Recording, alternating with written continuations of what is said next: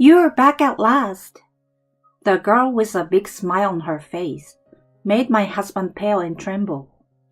I guess it's understandable. I would have been shocked too if something unexpected like this happened. But this was his own fault.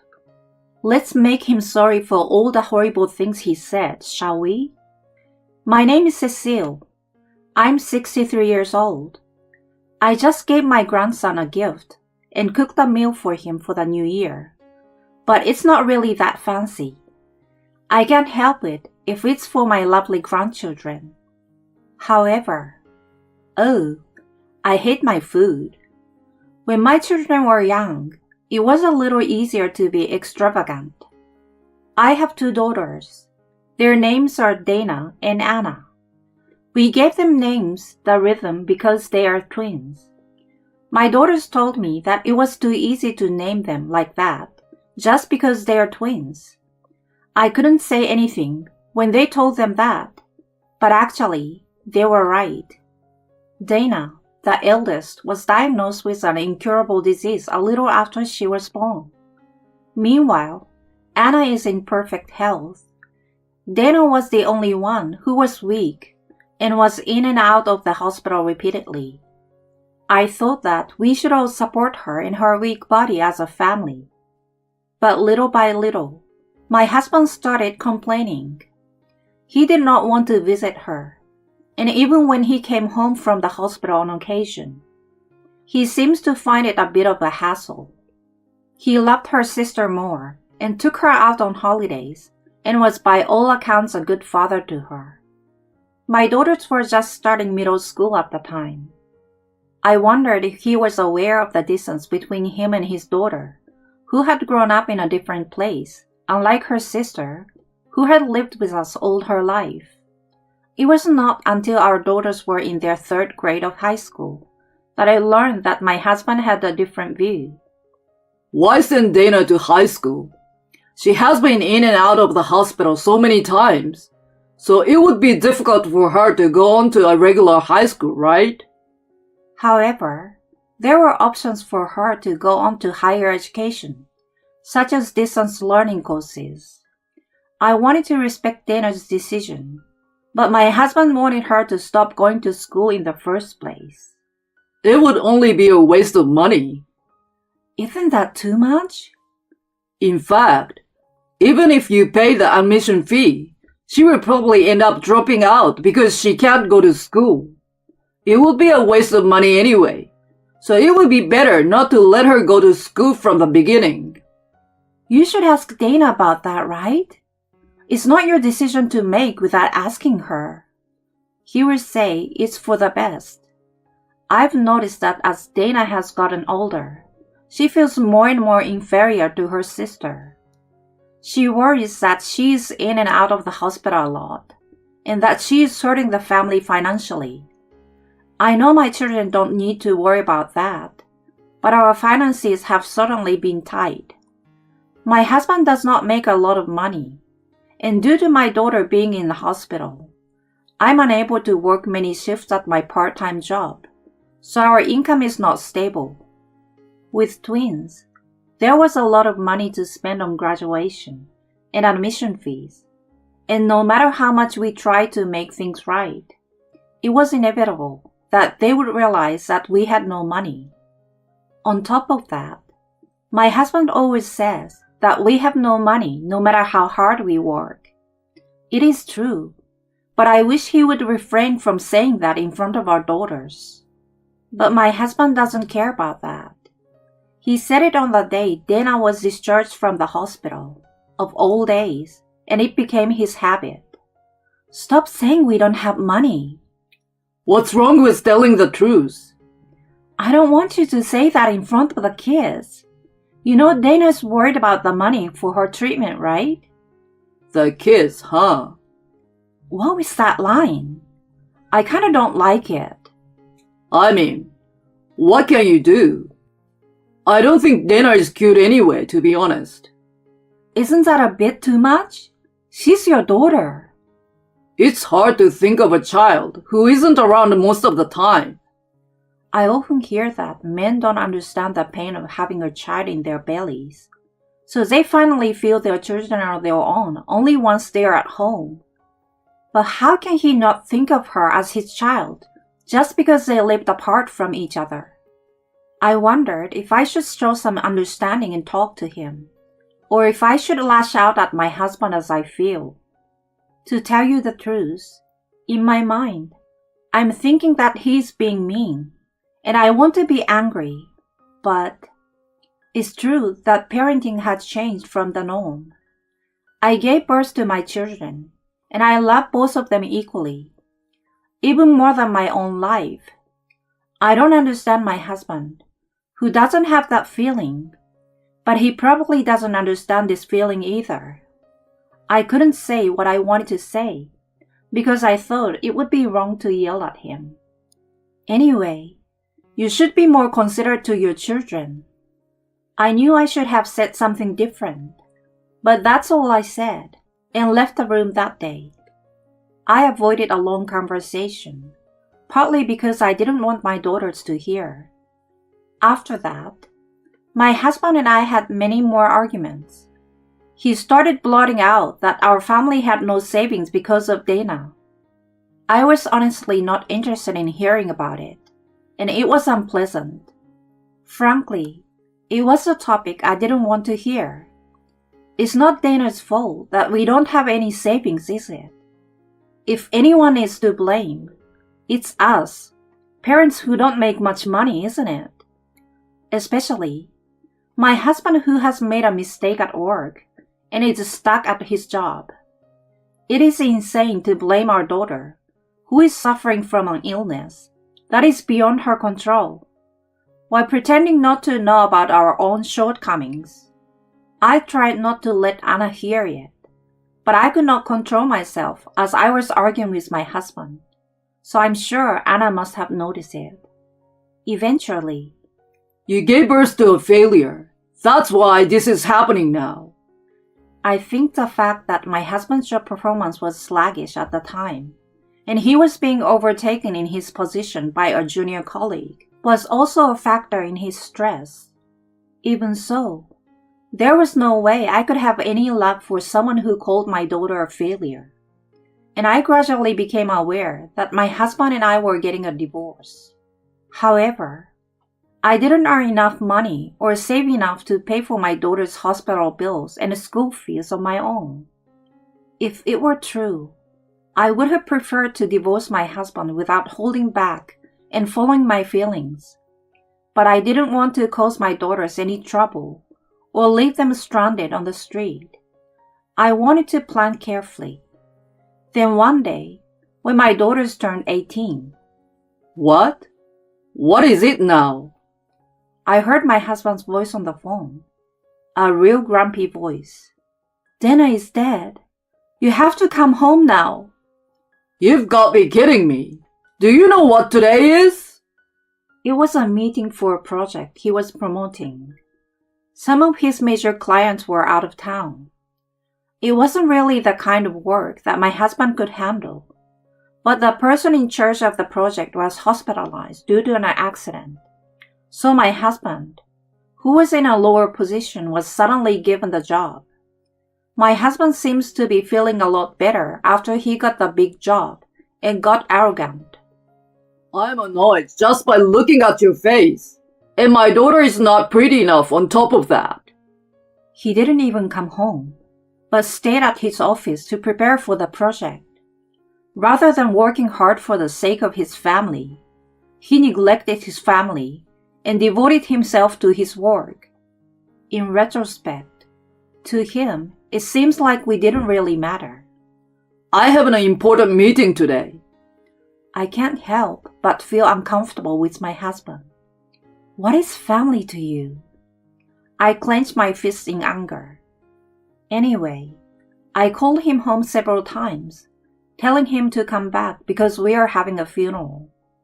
He finally came home at night. When my husband saw Anna crying, he did not shed a single tear. On the contrary, he scolded her and told her to go to bed at a time like this. What a nuisance to have a funeral on the day of an important meeting. She's not a very nice child until the end. Saying this, my husband sat down on a chair in dissatisfaction. Immediately afterward, he noticed another shadow behind where he was sitting and quietly turned around. The smile of the figure behind him makes him turn pale. What? Why? She was in the coffin just now. Welcome home, Father. Dana grabs my husband's shoulder with a big smile. Ah, I'm tired. And Anna, who was pretending to be dead, gets up from the coffin. Great job, sister. What the hell? What's going on? Well, a successful surprise, huh? Huh? My husband's eyes widen in shock at Dana's words. Actually, this funeral was Dana's suggestion. She had been feeling much better recently, and it had just been decided that she would be able to live at home instead of being hospitalized. However, Anna had told her how her dad and I were doing, and she was aware of her father's disapproval of her, and that I was thinking of getting a divorce. I don't want to go home if things are like that. So Dana came up with the idea of a funeral. If my father hears that I had passed away, he might change his ways. That's why she went to the trouble of creating this setup and planned to switch places with her sister. I can't help but wonder if it was necessary to go to such length. But I guess my daughters felt that they could finally do something fun together. They looked like they were having a lot of fun when they were planning the project, and I felt bad for my husband, but I was willing to give them the benefit of the doubt. It was like our family bonding project. I didn't realize they hated him enough to spite him. Haha. You should be more angry at Dana. My husband mumbled in frustration. You girls, how could you deceive your own father? Are you still pretending to be a father? I'm telling you now, Mom is thinking of divorce. What's up with that? I'm going with Mom too. You'll be on your own. Do you understand that you won't be our father anymore? Anna's words made my husband's face go blank for a moment. Then, he immediately turned pale and asked me if I was serious. You don't borrow something like this from a friend unless you're serious, you know. Yes, this set was specially rented by Anna from her childhood friend, whose family runs a funeral parlor. It was supposed to be given as a present for Dana. I don't know if I like the idea of a coffin as a present, but, well, I guess it's okay since my two daughters seem to be having a good time. Ha ha ha. Why? I don't care about Dana, but I loved you, Anna. You didn't know how much I love my sister, did you? What? We've been together since birth. There's no way I couldn't like my sister. Yet, you talked bad about her all the time whenever you took me out to play. Anna's cold gaze, which showed that she was really pissed off, made my husband tremble. I was trying my best to keep her from hearing things I didn't want her to hear. But kids aren't that stupid, you know.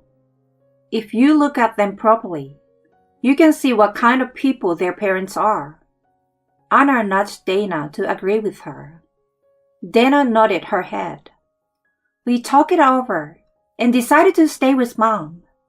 We are 18 and she doesn't want us to work, but we can do whatever we want, part-time or otherwise, to support the family.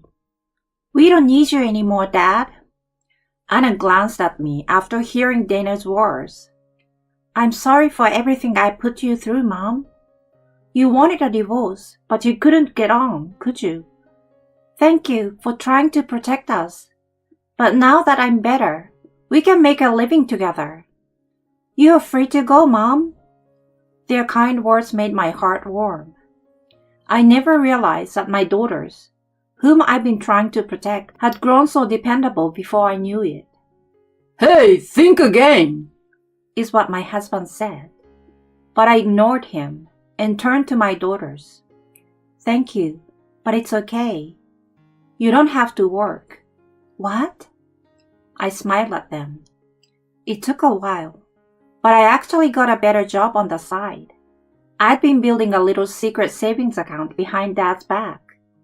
My daughters were surprised at my words, and my husband's mouth was wide open. Even if I wanted to get a divorce, I couldn't do anything without money. I secretly studied for a certification during my travel time, and now I'm working as a medical assistant. It was hard to keep your father away from the documents. I giggle, and my husband says, No way! When did you do that? No wonder. I didn't even know how to use a computer until a while ago. I was just a regular old lady. But I knew I couldn't afford to be a nanny to my daughters. I was lucky that there was an ex-medical office worker at my part-time job. I have nothing to worry about because I was able to get a lot of information. I'm getting a divorce. Will you follow me? My daughters nodded their heads and said yes. My husband, on the other hand, was telling me to calm down or something. The girls called him pathetic and persistent, and he agreed to the divorce. He neglected his family for so long, but the moment he realized he'd be alone, he turned his back on them and missed them. It's disgusting. It took a long time, but I'm really glad I got rid of him. Then, it came out that my husband made a big mistake at work, and he was demoted. The bottom line is that even if my husband had attended that meeting, instead of playing a prenatal funeral, my husband would not have been promoted in the future. This development, which was no one's fault but his own, broke my husband's heart and made him lose his will to work. Now he has been overtaken by a junior colleague who is more than 10 years younger than him, and he is now an employee. Are you saying you are not being pushed around? Being used means that you are useful. My husband's incompetence has been exposed. Oops, did I say too much? My daughters offered to work for me, even though I had changed jobs, because it would be better to have some savings. But I turned them down, telling them to focus on their schoolwork. Dana had given up high school to concentrate on her medical treatment. But when she asked me if she could get a high school diploma, I said yes. Dana went on to college, and as long as she kept her health in check, she was able to find a job. Anna also went on to university and joined a local small business as a new graduate, and so on. It is not like in the world of stories, where the child who struggled did not go on to a spectacular life, but I think it is a life like my daughters. As a parent, I'm proud of them. Now Dana and Anna are married, and Dana has 3 and Anna has 4 children. When Dana, who was very frail, gave birth to a child, I was deeply moved. It was a miracle that she had 3 children. Anna's children are very naughty and beg her to play with them every time she sees them. Grandma is too old to play with them. I've started strength training for the sake of my grandchildren, but it's a secret. I don't think it's possible to have a twin grandchild. But I should say they are twins. Dana's child and Anna's child look so much alike that I wondered where the husband's genes were. From a distance, it was hard to tell which child was which. Their husbands were surprised at the strength of their genes. The grandchildren are close to each other, and the husbands are also close to each other and visit me often. So I don't feel lonely living alone when I get old. I'm in for a year. Half of the year, Anna or Dana's family comes to visit me, so I could do with a little less time alone. I think I like to spend some time alone. I'm glad that my daughters don't want me to feel lonely, so I'll just leave it at that. Well, I guess I'm going to study how to bake a cake for my grandson's birthday next month. Lately, Dana's been telling me, Mom, haven't you gotten a little rounder around the belly? I guess so. With 7 grandchildren, 2 daughters and sons-in-law, and myself, we have a cake for someone's birthday about every month. But it's okay because this is a sign of happiness. I will make a delicious cake.